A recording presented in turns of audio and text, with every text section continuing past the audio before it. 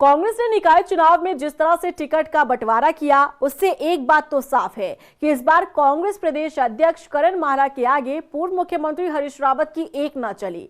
हरदा और उनके करीबियों को किनारे लगाते हुए करण माहरा ने अपनों को तवज्जो दिया, जिससे जाहिर होता है कि कांग्रेस अपनी सेकेंड लाइन लीडरशिप को आगे बढ़ाने की कोशिश में है।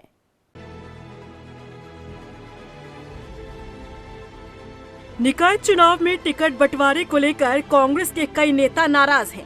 नाराजगी इस हद तक कि पार्टी को भी अलविदा कहते दिख रहे हैं, लेकिन लगता है कि इससे कांग्रेस संगठन को कोई फर्क नहीं पड़ता।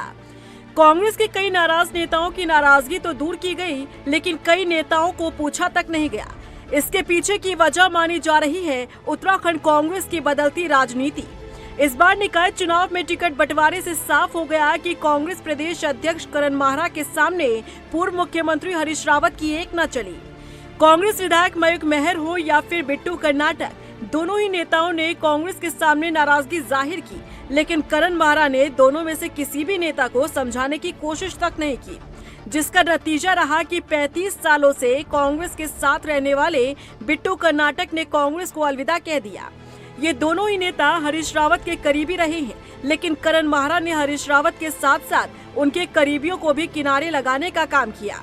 वहीं संगठन के मजबूत नेता मथुरा दत्त जोशी की भी नाराजगी खुलकर सामने आई थी, लेकिन करण माहरा ने उनसे बात कर समय रहते उन्हें समझाया, जिसके बाद वो फिर से अपने काम पर लौट आए। कांग्रेस की ये बदलती राजनीति इशारा कर रही है कि करण माहरा और हरदा के बीच सब कुछ ठीक ठाक नहीं चल रहा है।